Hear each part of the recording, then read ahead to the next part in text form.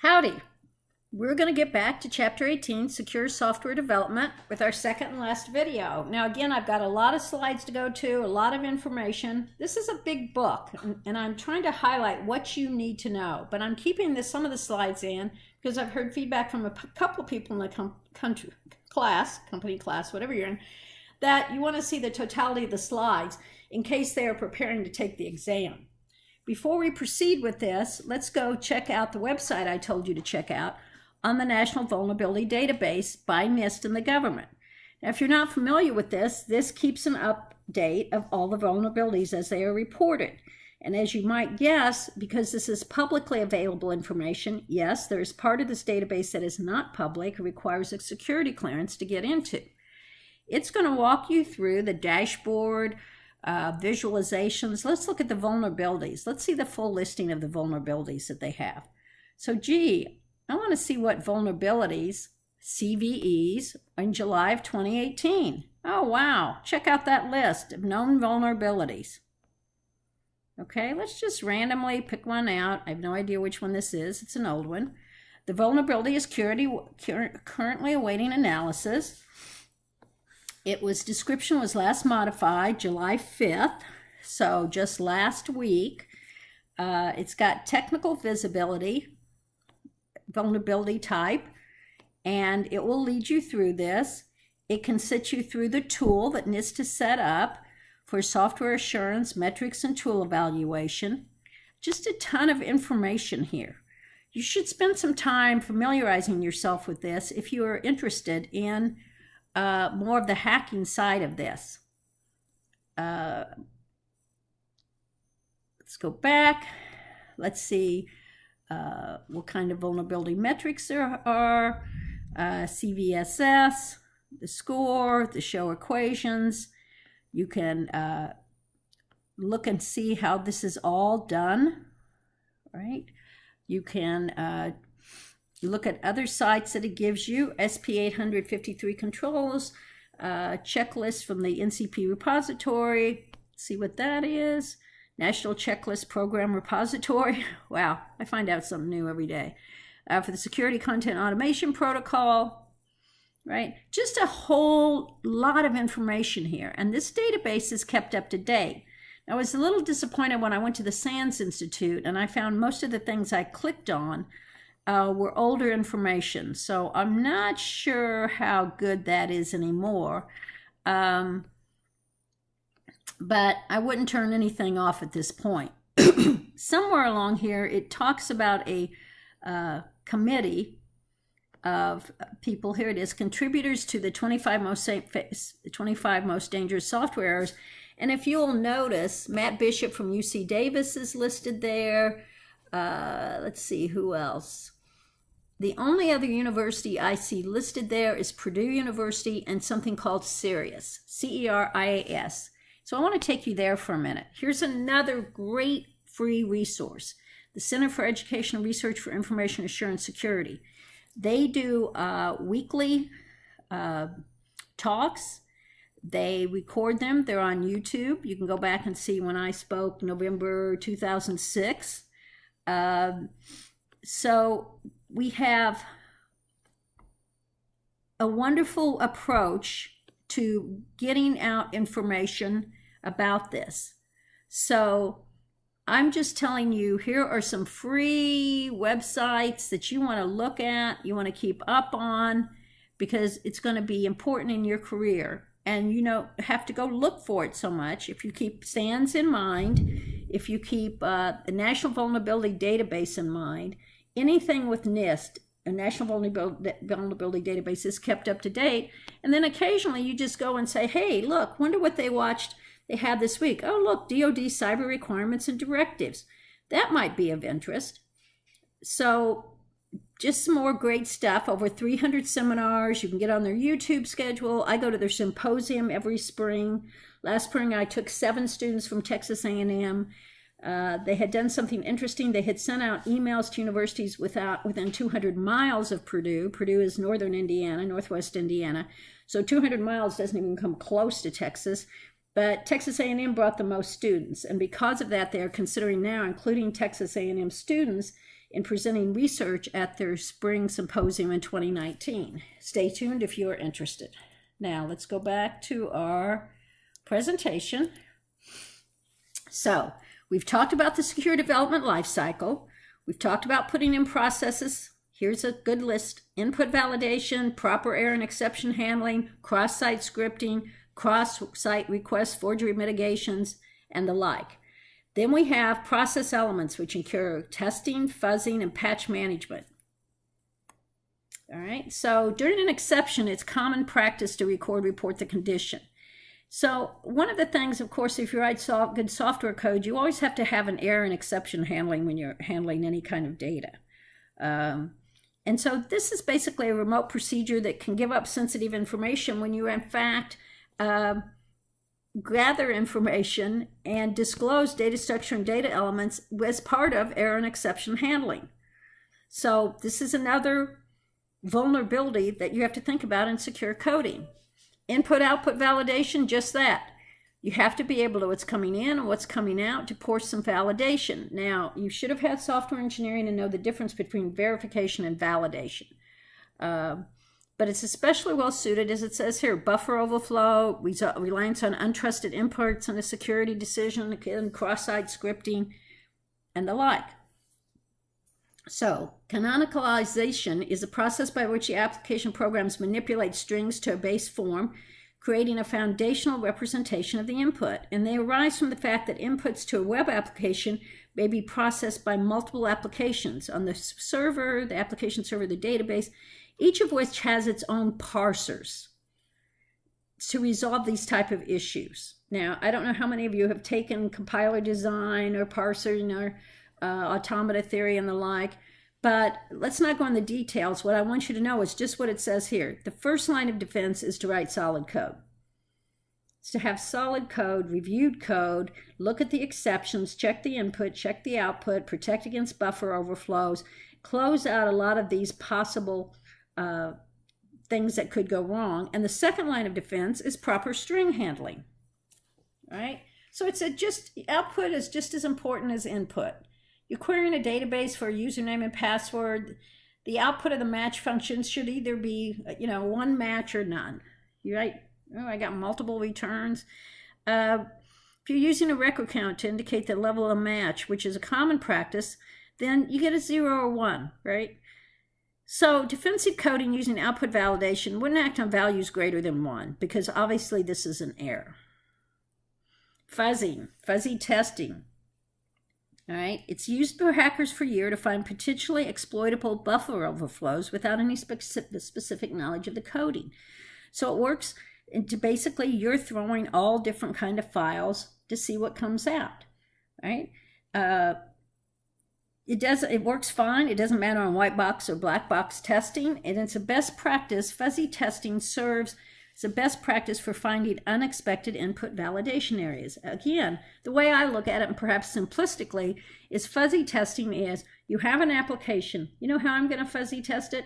It's expecting a certain kind of data, certain kind of format, certain kind of standard, protocol, whatever you want to call it. I'm going to just throw some junk at it. I'm going to throw everything I can think at it to see what happens.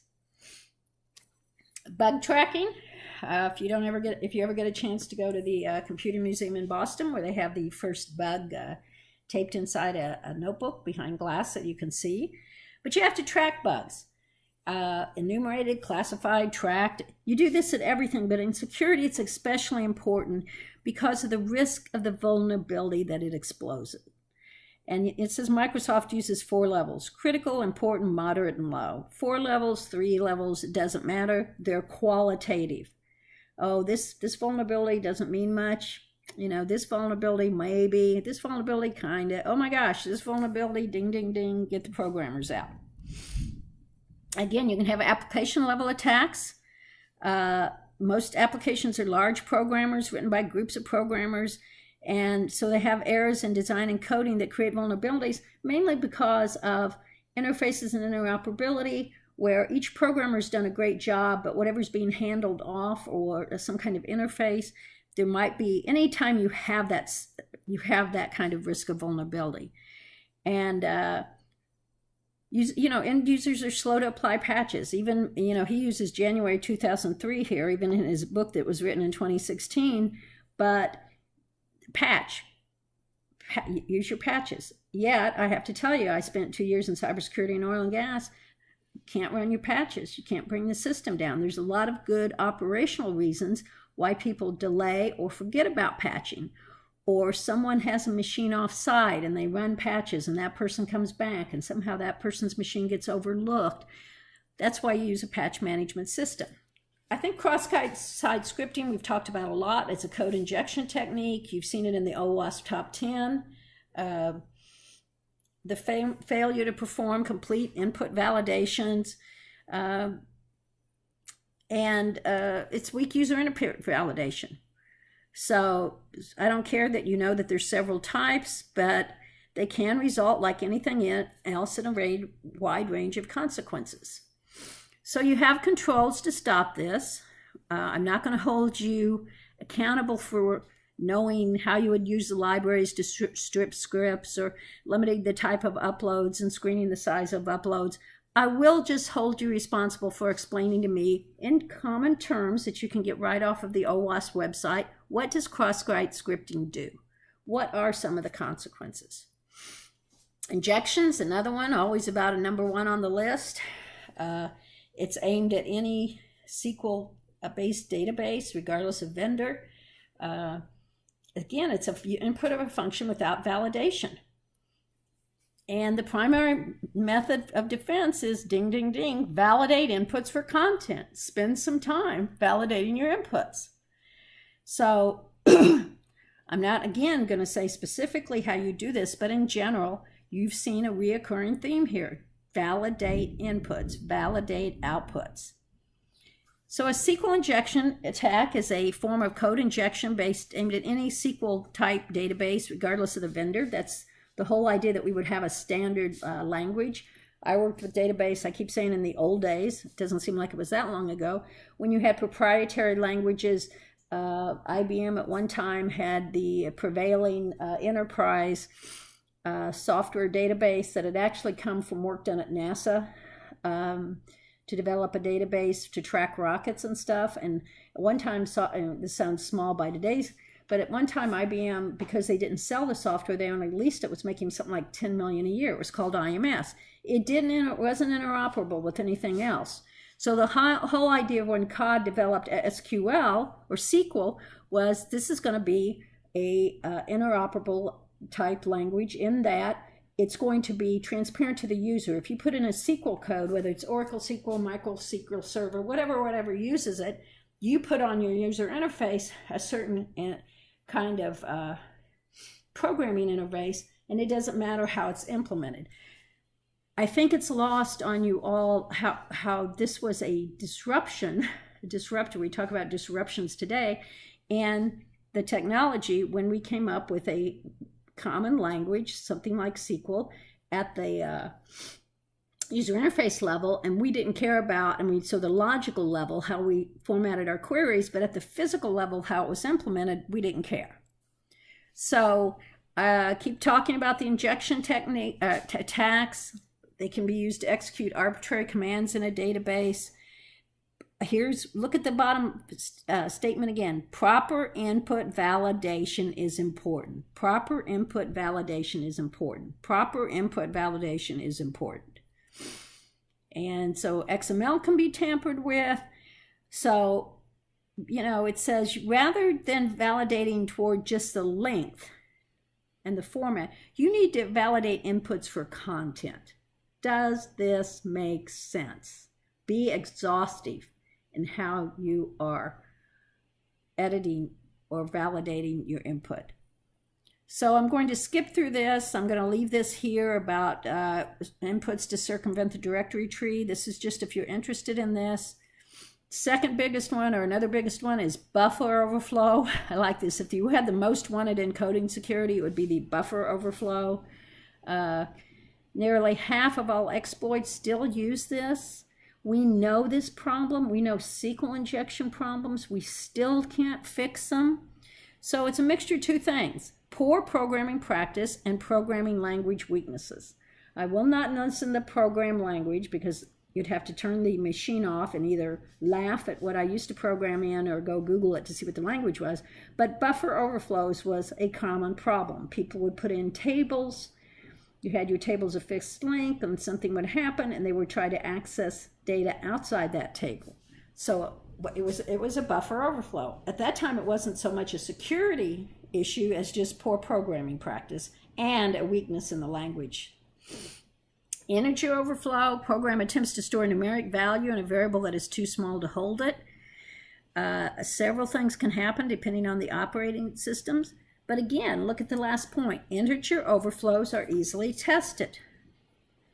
Cross-site request forgery attacks utilize unintended behaviors that are proper and defined use but are performed under circumstances outside the authorized use. There's a lot of different mitigation techniques on this. It's basically using to exploit a site's trust. You know, I checked this site before and it was okay. And I'm not saying me personally, but my system. So it tricks the user's browsers to send a request to the target site, and the trust is exploited, and you are directed somewhere that you did not intend to go. 0 day. 0 day is the vulnerabilities that are newly discovered and not yet addressed by a patch. That definition should be ding, ding, ding inside your cranium. And if we discover a vulnerability, but what don't want to share this information, i.e. what was reported by that the NSA was doing, then this vulnerability can be exploited without a vendor's ability to fix it. And this is when the vulnerabilities were released a few years ago that NSA had been kind of keeping his catalog in case they wanted to do hacks. So until there's a patch or a fix is available, the vulnerability goes by the name 0 day. If you look at Stuxnet, which occurred in, I believe, 2010, then they exploited a lot of 0 day vulnerabilities that had been known that they had existed, I should say. It should have existed in operating systems for 10 years. But they were 0 day because there was no one has ever reported them to have them fixed. So again, another way to get an attack in, attachments. They input a graphic file, that file really contains executable code. The image is rendered, the code is executed. There's a whole bunch of attacks that can come from this. Locally shared objects are pieces of data that's stored on a user's machine to save information from an application, such as a game. Again, these can be manipulated outside. When they are manipulated outside the application, they're a security or privacy threat. By the way, from here on out, let's think of security always as security and privacy. In the United States, as well as the rest of the world, the tipping point is privacy, I believe, in accepting what's going on in cyber. Outside the U.S., with the changes in laws, and now this past week, California passing a law, when I talk about security, I want to start saying security and privacy, because it can be secure, but you can still be not adhering to privacy standards. And in reality, the consequences will be the same. Good old Microsoft. Okay, client-side attacks. Web browsers become a major application of doing this. Arbitrary remote code execution. It's an attacker preparing an input statement that changes the form or function of a prepared statement. It can be used to insert arbitrary code and then remotely execute it. Again, this is a form of input validation failure, as users should not have the ability to change the way a program interacts. Input validation, input validation. Think of how many of these we could eliminate if we had better secure coding techniques from day one. There's a taxonomy of vulnerabilities. The CVE, Common Vulnerabilities and Exposures, led to efforts such as the development of the OVAL. I don't know what the status of this is. I don't really care. I'm not a big fan of MITRE. I know they're used a lot. They're a quasi-government agency. But you do need to know what CVE is. So how do we harden the application? First of all, we remove any unnecessary components or options. Then we properly configure the system as it's implemented. So you have a secure application configuration baseline. We always go back to our baseline. We're going to have what we think is the best, and a patch management process. So here's how we do it. It's similar to what we talked about, whatever chapter that was, 14, I think. We harden the application. We protect settings so they can't be manipulated.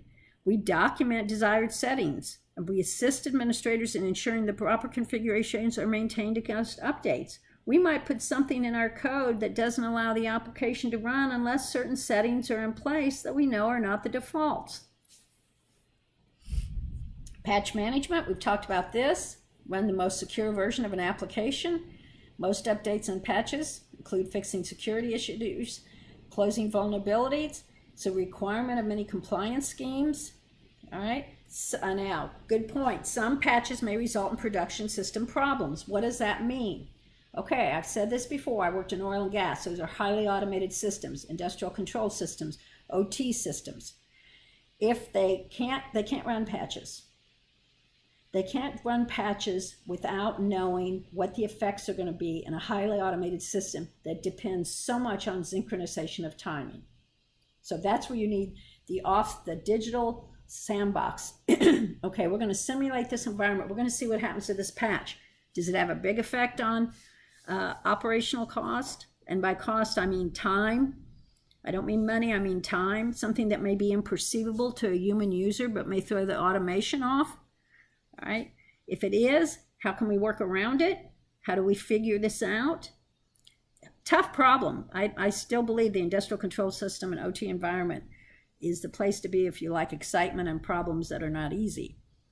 Non-SQL databases versus SQL databases. I haven't been a database programmer for many years. It's like anything else. Every type of system has its strengths and weaknesses. Both can be used. That's details of how we would pick that and worry about that are beyond the scope of this course. Server-side versus client-side validation. You know, again, validate the data.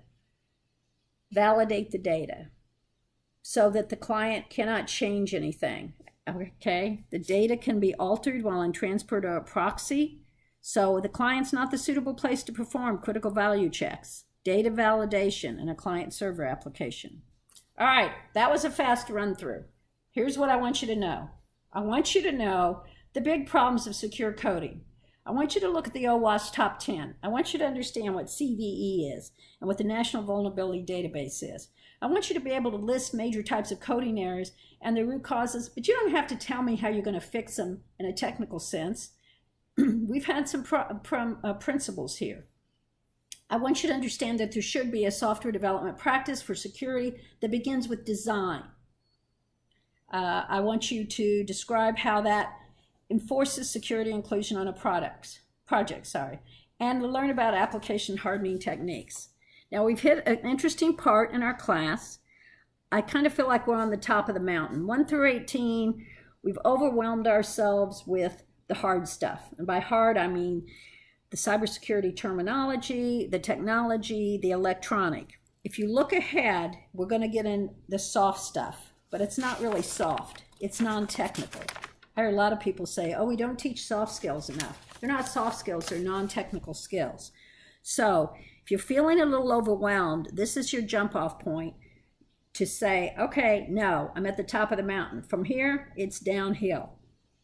I need to keep up with the reading. I need to review the OWASP top 10 list. I need to listen. I need to participate in the discussion post. And most importantly, if I have any problems, I need to communicate with the instructor. All right, on to chapter 19. Thank you for listening.